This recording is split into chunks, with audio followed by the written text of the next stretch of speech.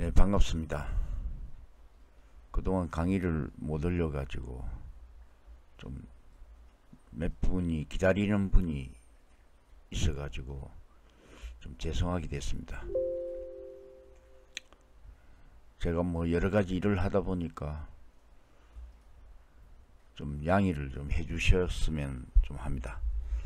오늘은 뭐 신인문학 6번째 강의, 나는 누구인가 마지막 강의가 되겠습니다. 이제 다음부터는 나는 어디로 가는가를 시작할 거기 때문에 나는 누구인가 챕터는 이게 이제 마지막 강의라고 하겠습니다.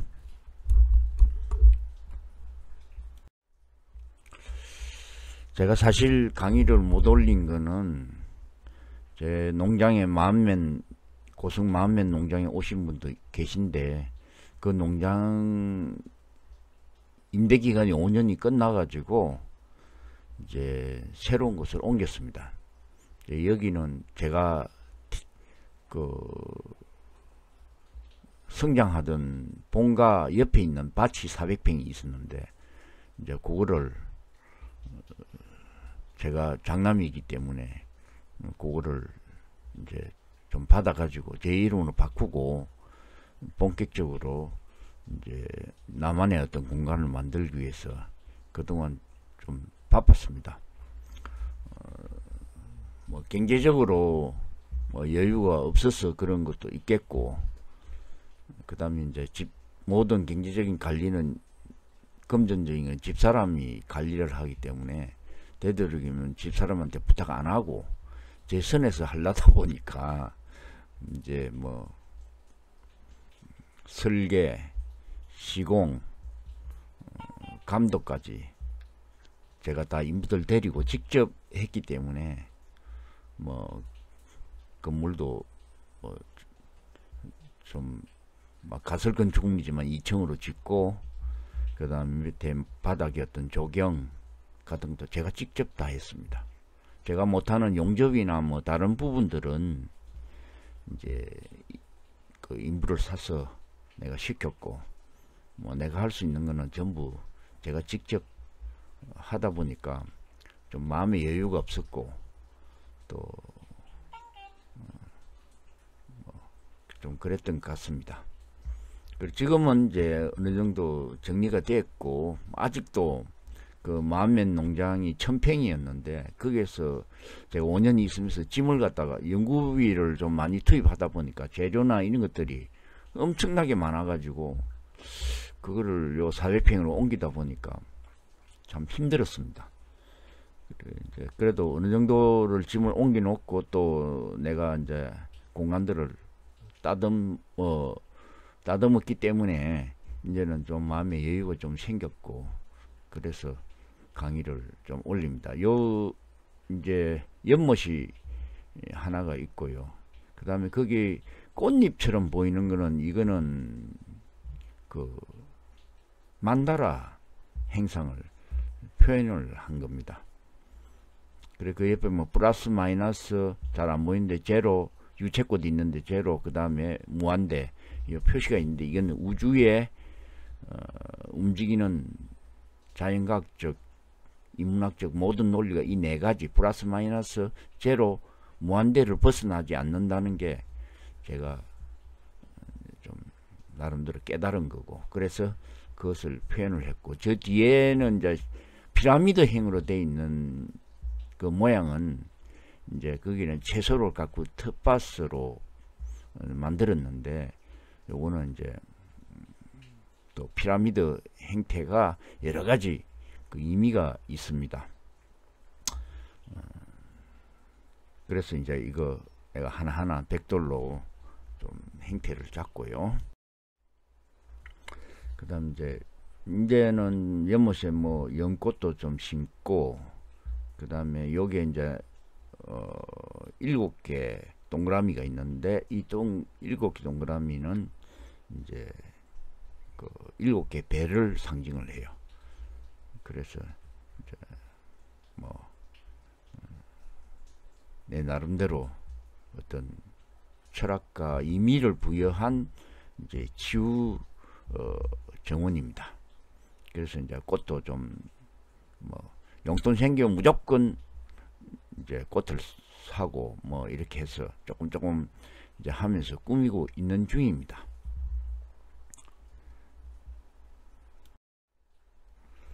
이제 문제는 조금 뭐 틀이 좀 잡혀가는데 아직까지 뭐 정리해야 될 것이 많고요.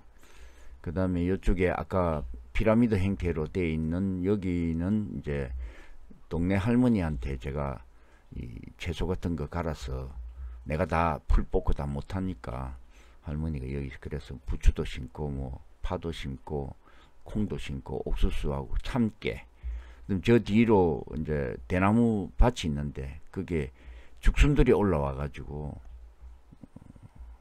그래 이제 죽순이 이게 토종대인데 죽순이 참 맛있어요.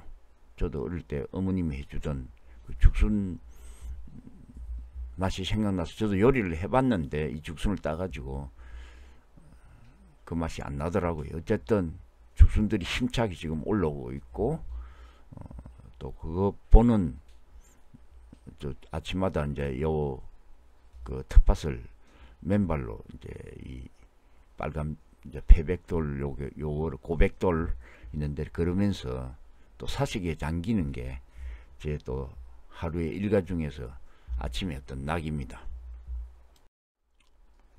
자, 나는 누구인가 지난번에 조금 이제 우리가 살펴본 건데 이제 사람은 육체와 정신으로 되어 있고요. 어떻게 보면은 육체는 하드웨어로 볼 수 있고 정신은 소프트웨어라고 볼 수 있는데 이제 머지않아 이제 아마 우리가 로봇 시대를 맞이할 건데 로봇의 겉모습 기계적인 것들은 전부 하드웨어고요. 그 다음에 소프트웨어는 결국에는 그 칩이 될 건데 이제 그 반도체 칩이 돼 있고 이제 그게 인공지능하고 연결이 돼서 이제 소프트웨어로 될 건데 이제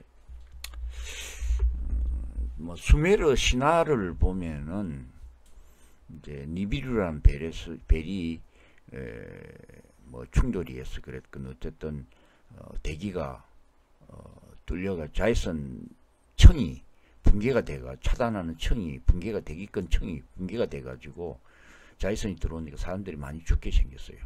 그래서 이제 과학자들이 그 이제 금가루나 어떤 보석가루를 뿌려서 대기층을 만들면은 그 이제 빛이 산란이 돼 가지고 이제 다시 원상 회복될 수 있다. 이래 가지고 금을 니비루 그 행성에서는 금이 없었던 모양입니다. 그래서 금을 찾으러 이제 지구로 내려오게 됐고 이제 그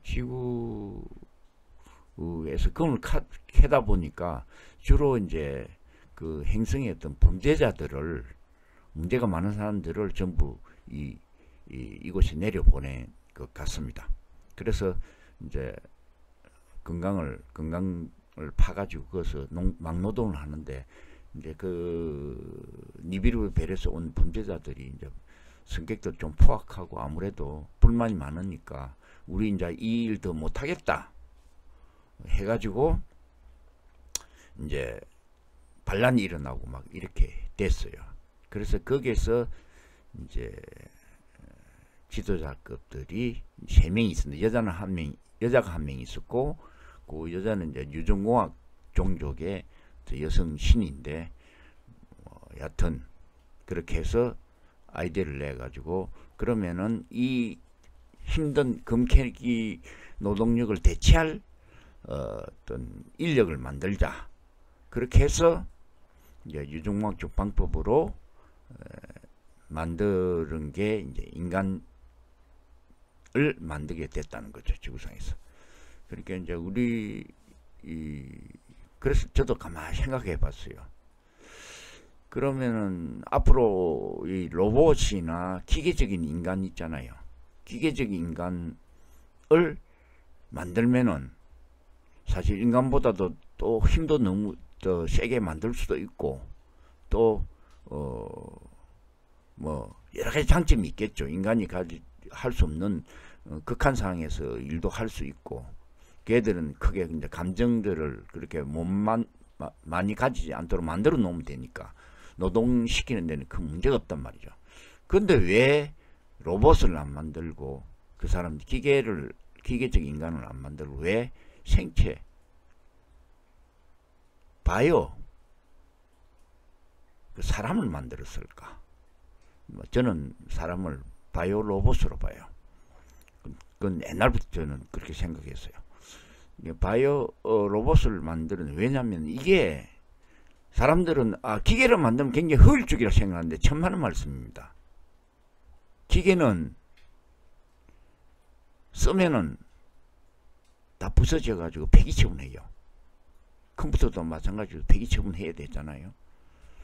그것도 보통 일 아니고 또 만들어야 되고, 그 만들기 때문에 재료가 또 많이 필요로 해요. 금속들이 많이 필요하고 반도체도 필요하고 많은 재료들이 필요한데, 이 생물들은 스스로 성장하고 스스로 먹이를 찾아서 먹고 그다음 번식해서 또 종족을 만들고 또 성장하고, 이런 순환적인, 손을 안 대도 계속 기계를 안 만들어줘도 된단 말이죠. 엄청나게 전체적으로 보면 효율적입니다. 그래서 기계보다는 역시 이 생명을 만드는 게 훨씬 고급 기술이고, 그게 마지막에는 이제 이 로봇도 기계적인 로봇이 아니고 이제 이 바이오 로봇이 만들어지겠죠. 그때가 지구가 문명이 발전해서 그렇게 되면은 결국은 이제는 우리는 신의 영역으로 들어가게 되는 건데, 어쨌든 그래서 우리 몸은, 바디는 좀 더 간략하게 얘기해서 하드웨어고 정신은 소프트웨어란 말이죠. 이 소프트웨어는 머릿속에 있는 내 신경망을 통해서 정보가 저장되고 축적이 돼 있고, 그래서 여러분의 뇌를 형성하고 있단 말이죠.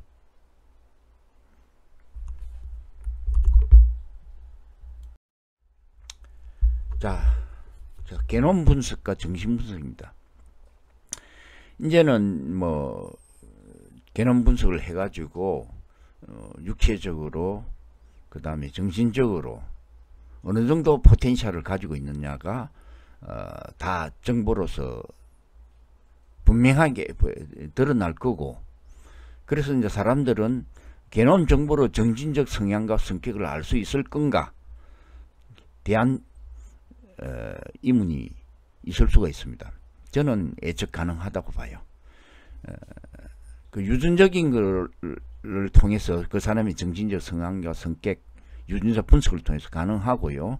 다만 이제 그 유전 정보를 가지고 태어났는데 그것이 환경 요인에 의해서 여러 가지 발현될 수도 있고 안 될 수도 있고, 이렇게 해서 되기 때문에 환경 요인 분석까지 해서 보완하면은 예측이 더 완벽해질 거다. 한 사람에 대한 어떤 정신적 성향과 성격을 완벽하게 분석이 가능할 거다, 저는 생각을 해요.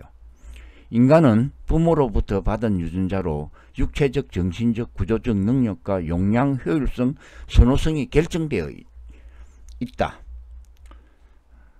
결정되어 있지만 인간의 성장 환경에 따라서 여러가지 상실, 결핍, 또 발현이 안 되는 거, 그런데 직면하게 됩니다. 그래서 나의 유전적 능력은 좋은 환경이냐 나쁜 환경에 따라서 나의 어떤 포텐셜이 지금 현재의 나의 어떤 상태가 결정이 되고, 그게 나의 정체성이다. 이렇게 보시면 되겠습니다. 자, 나는 누구인가? 나의 능력치를 분석을 조금 생각을 해 보겠습니다. 자, 유전자의 능력, 부모로부터 받은 유전자의 능력, 그것은 저 선대로부터 쭉 계보가 이어져 온 유전자의 어떤 정보가 되겠죠.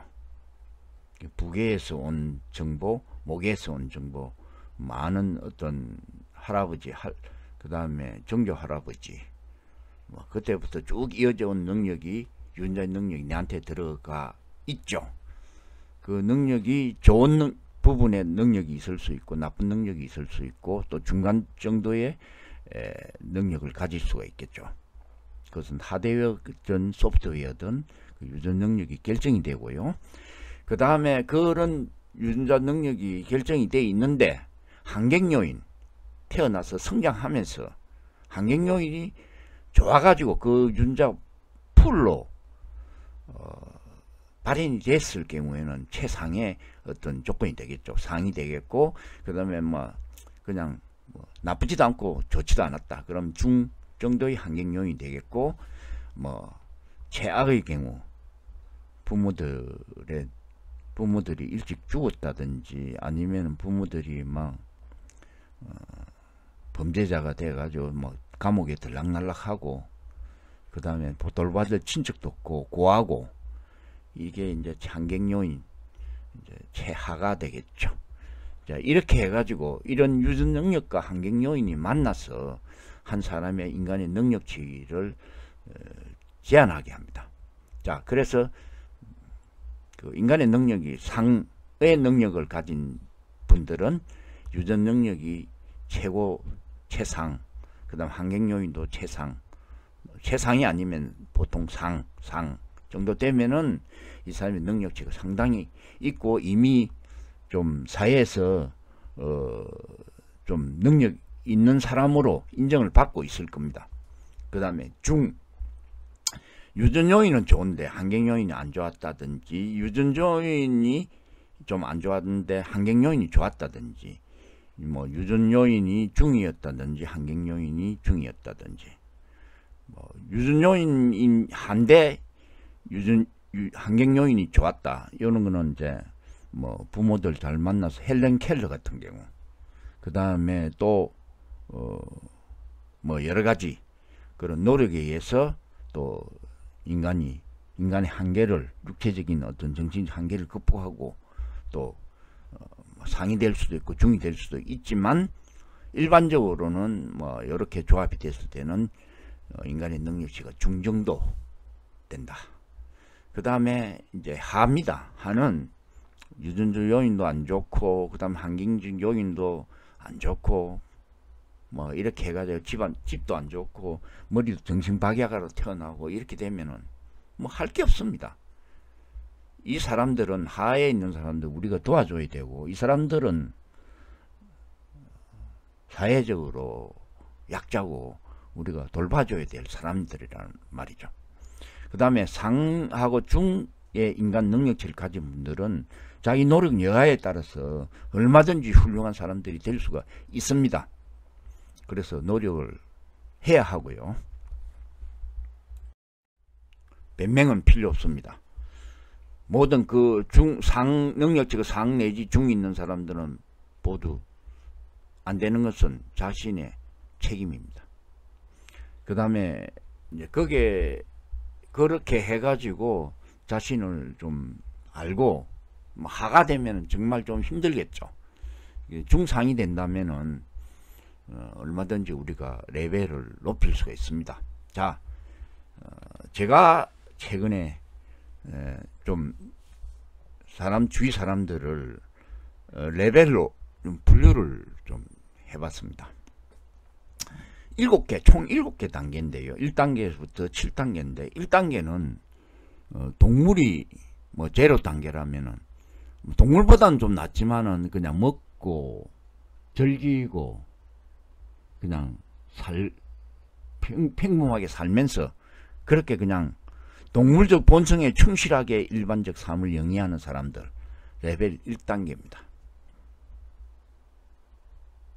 그 다음에 레벨 2단계는 이제 여전히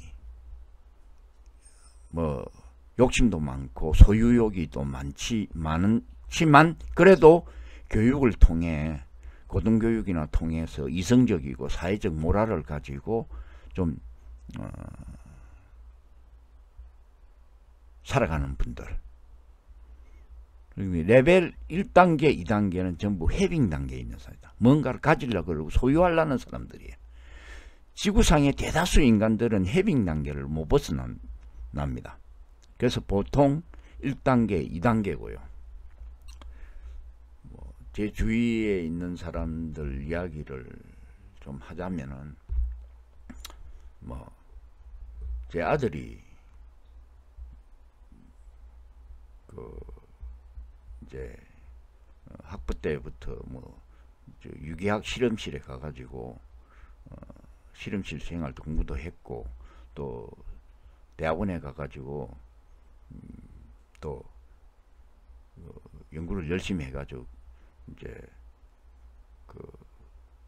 지도교사 인정도 받고 능력이 있다는 주위 이야기를 좀 많이 들었어요. 그리고 우리 아들이 이제 자연과학적으로는 공부가 좀 많이 돼 있는 편입니다.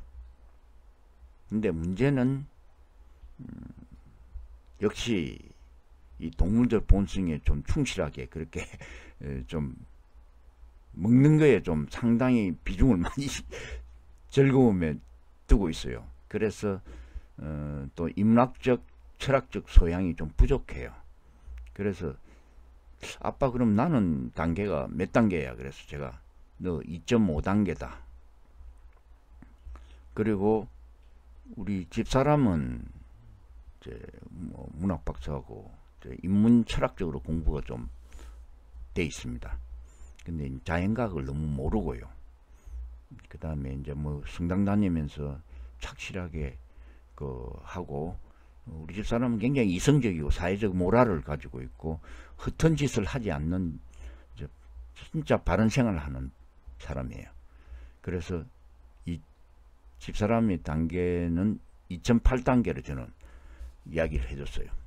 이제 주위에 2.8단계도 없어요. 보통 1단계의 사람들이 대부분이고 2.5단계도 넘어가기 쉽지를 않습니다. 최근에 제 농장에 이제 치유미술하는 분들이 와가지고 내가 이런 재미삼아 레벨 이야기를 좀 해주면서 이런 이야기하면서, 그러면 내 기준에 의하면은 지금 현재 윤 대통령은 레벨이 몇이냐? 그래서 제가 물어보더라고요. 그래서 내가 레벨이 2 정도밖에는 안 될 것 같다 그러니까 자기가 볼 때는 1.78 정도 될 것 같다 이야기를 하더라고요. 이렇게 여러 가지 행동이나 이렇게 하는 걸로 봐서는. 여하튼 그렇다는 이야기고. 그 다음 이제 해빙 단계가 끝나면은 두잉 단계로 넘어가는데, 이제 소유의 욕구가 어느 정도 충족됐거나 아니면은 이제 그게 크게 의미가 없다고 보고, 이제는 사회에 뭔가 남기고 싶고 업적을 남기고 싶고, 또 내가 사회에서 어떤 봉사활동하고 의미 있는 삶을 추구해야겠다. 그 단계로 올라가는 사람들입니다. 그게 두잉 단계에서는 사람들이 레벨 3단계, 4단계, 5단계가 있습니다.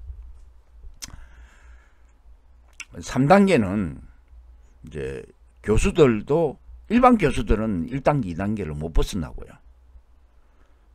좀 그래도 철학적으로 자기 철학을 가지고 또 소신을 가지고, 그리고 어떤 사회의 어떤 리더로서 교수 중에서도 한 1%도 안 되겠죠.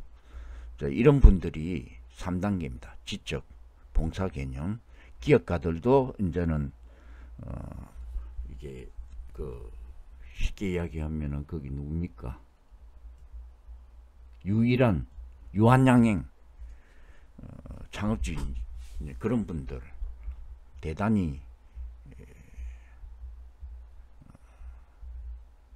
자기 어떤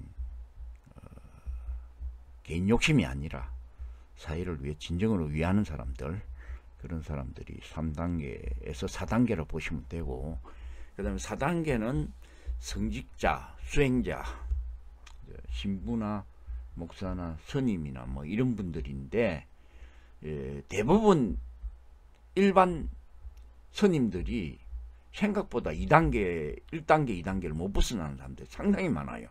이 성직자, 수행자라는 사람들은 그래도 그 성직자, 수행자 중에서 하이 레벨입니다.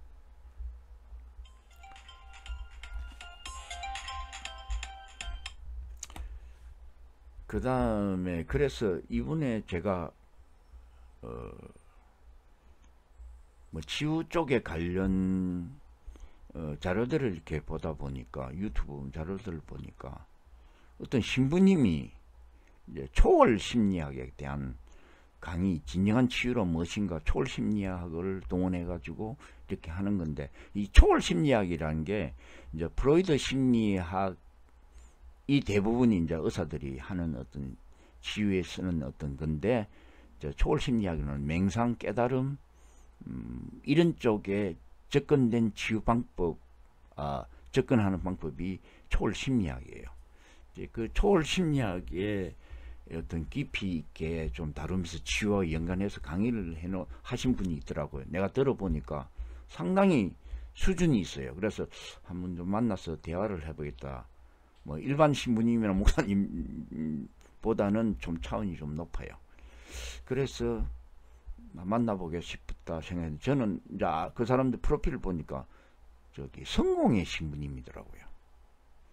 그래서 뭐 여하튼 그런 분들이 뭐 레벨이 이제 두인 단계에 있는 분들이고, 그 다음에 레벨 5단계는 이제 마다 테레사, 수바이츠, 간디 같은 분들, 이제 그런 분들을 레벨 5단계로 보고요.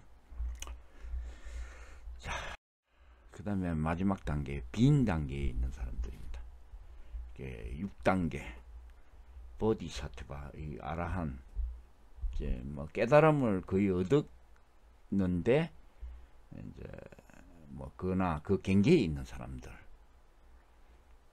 그 다음에 레벨 7단계, 피안의 언덕에 이른 자, 완전한 자유, 부처가 레벨 7단계입니다. 그래서 이제 여러분들이 아까 제가 인간의 능력치 상중하로 분류했는데, 중상만 된다면은 여러분들이 이 빈 단계까지 걸어 올릴 수가 있습니다. 해빙 단계를 넘어서서 두잉 단계, 빈 단계까지. 빈 단계는 존재 그 자체로 살아가는 사람들. 이거는 딱 보면 압니다. 근데 깨달은 사람만이 깨달은 사람을 알 수가 있어요. 그 사람이 일상생활에서 생활하지만 일반 사람들은 그걸 모를 수가 있습니다.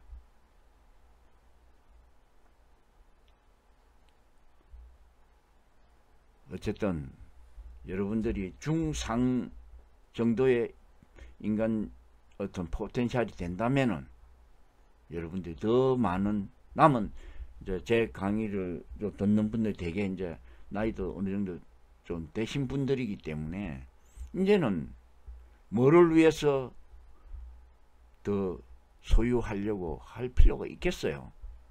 이미 여러분들은 이미 너무 많은 것을 가지고 있어요.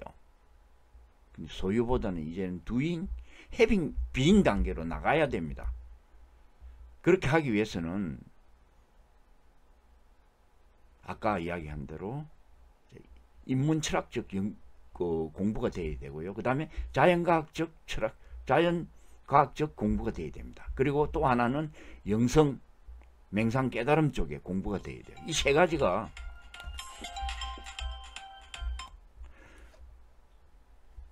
완전히 한모조를 이루어서 이렇게 됐을 때 이제 빈 단계에 들어갈 수 있을 겁니다. 이제 다음 시간에 제가 이제 우리는 어디로 가는가를 이야기하면서 우리가 어떻게 살아가야 하는가를 이야기를 하겠습니다. 소크라테스가 너 자신을 알라고 했습니다. 이거는 뭐냐면은 이제 스티브 잡스가 자기가 만나고 싶은 사람이 소크라테스가 살아있다면 소크라테스를 만나보고 싶다고 했는데, 역시 우리는 우리 자신을 알아야 합니다. 그래서 내 레벨이 하만 아니라면은, 내 능력이 어빌리티가 하만 아니다면은, 상중에 머무른다면 여러분들은 지금 현재 레벨이 1단계인지 해빙 단계인지 두잉 단계인지를 알고 점점 위로 가도록 노력을 해야 합니다. 자, 전 이제 뭐 여기서 이제 글도 쓰고, 이제 2층에 있는 제 사무실입니다. 그래서 글도 쓰고, 저는 저의 상징은 푸른 코끼리입니다. 저를 상징하는 색은 푸른색이고요. 그래서 여기서 이제 푸른 붓다의 꿈을 펼치기 위해서 이런 공간을 만들었고요. 그런데 제가 이제 사람들 처음에는 많은 사람을 불러서 여기서 뭐 음악회도 하고 뭐 여러 가지 생각했는데 그 생각을 싹 버렸습니다. 저는 이제 좀 1단계, 2단계에 있는 사람들보다는 그래도 3단계, 4단계, 5단계, 6단계, 7단계에 있는 분들하고 여기서 만나서 이야기를 하고, 또 서로 공유할 건 공유하고, 이제 그렇게 하려고 마음을 먹고 이 공간을 만든 겁니다. 혹시 뭐 고성 근처로 휴가 때 오시려면은 들러서 이제 차 한잔하고 제하고 철학적인 이야기 나누는 게 저는 너무 좋을 것 같습니다. 자, 오늘 강의는 여기까지 하고 다음 강의를 조만간 올리도록 하겠습니다. 고맙습니다.